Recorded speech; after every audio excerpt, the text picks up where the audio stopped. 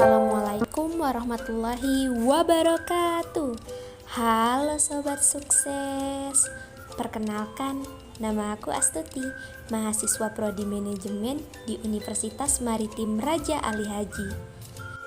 Nah, pada kesempatan kali ini aku akan membahas mengenai manajemen keuangan yang merupakan salah satu syarat UAS dari dosen pengampu Ibu Kiki Wulandari SEMM.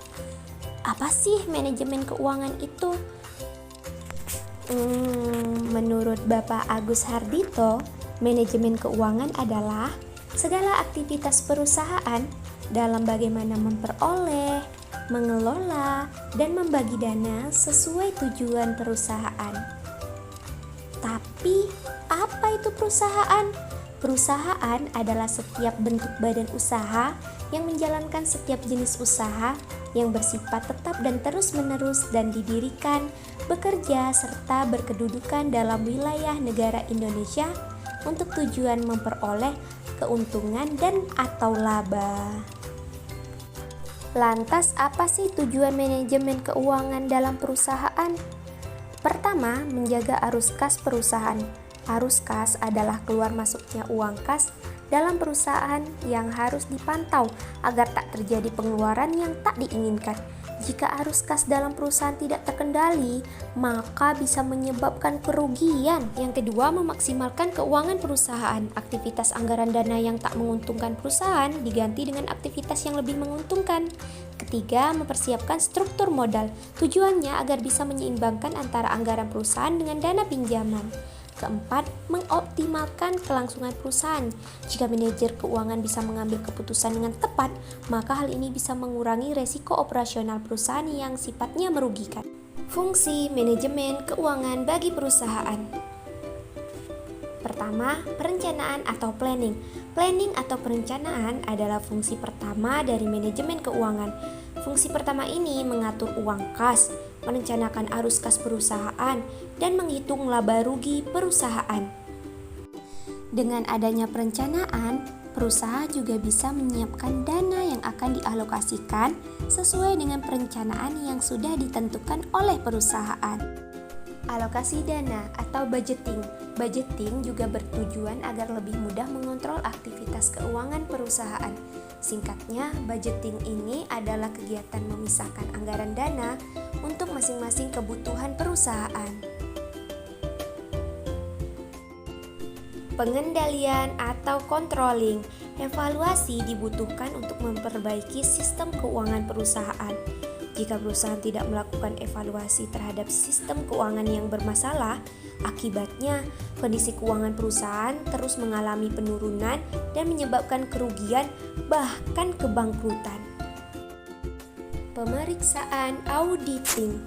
Manajemen keuangan juga berfungsi untuk auditing atau pemeriksaan keuangan perusahaan agar tidak terjadinya penyimpangan yang tak diinginkan. Laporan reporting. Reporting dilakukan secara terbuka dan juga transparan. Nah, laporan keuangan ini bertujuan untuk memberikan informasi tentang kondisi keuangan perusahaan saat ini. Prinsip-prinsip manajemen keuangan. Yang pertama, akuntabilitas. Akuntabilitas adalah kewajiban moral yang sangat penting dalam perusahaan. Artinya, manajer keuangan dalam perusahaan harus bisa mempertanggungjawabkan tugasnya dalam mengelola keuangan. 2. Konsistensi. Jika sistem keuangan dalam perusahaan tergolong stabil, maka perusahaan harus menerapkan sistem tersebut secara konsisten. Sebaliknya, jika terdapat penggunaan dana yang tak stabil, maka perusahaan harus segera mengganti sistem keuangan. 3. Transparansi. Transparan atau terbuka adalah prinsip penting dalam pengelolaan keuangan. Agar prinsip ini berjalan dengan benar, biasanya perusahaan akan menyediakan informasi tentang aktivitas keuangan perusahaan kepada setiap manajer yang berkepentingan.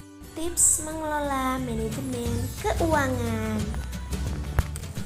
Pertama, pisahkan rekening pribadi dan keuangan perusahaan. Mencampurkan uang pribadi dengan uang perusahaan adalah kesalahan yang fatal yang sering dilakukan oleh pembisnis dan harus segera dihentikan. Maka dari itu, pisahkanlah antara uang pribadi dan uang perusahaan dalam rekening yang berbeda. Kedua, membuat laporan keuangan. Untuk mengetahui kondisi atau aktivitas keuangan perusahaan, membuat laporan keuangan adalah sebuah kewajiban. Selain itu, ini juga bertujuan untuk mengetahui keluar masuknya uang sehingga perusahaan bisa mengetahui untung atau ruginya perusahaan.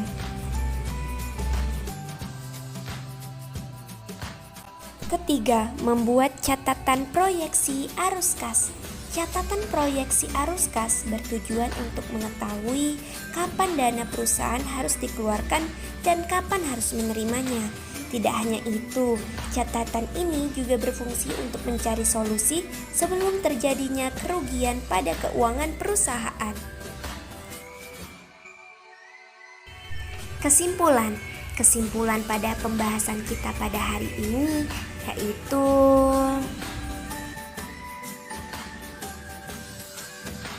bahwa pengelolaan keuangan yang tepat bisa memberikan peluang keuntungan perusahaan berjalan optimal. Kemudian, sebenarnya mengatur keuangan, khususnya keuangan perusahaan, tidaklah sesulit apa yang kita bayangkan. Intinya dalam menjalankannya butuh 3 prinsip, yaitu akuntabilitas, konsistensi, dan transparansi. Mungkin sampai di sini dulu ya pembahasan kita mengenai manajemen keuangan. Mohon maaf bila ada kesalahan dan kekurangan. Terima kasih untuk kalian yang sudah berkunjung ke akun YouTube ini. Dadah.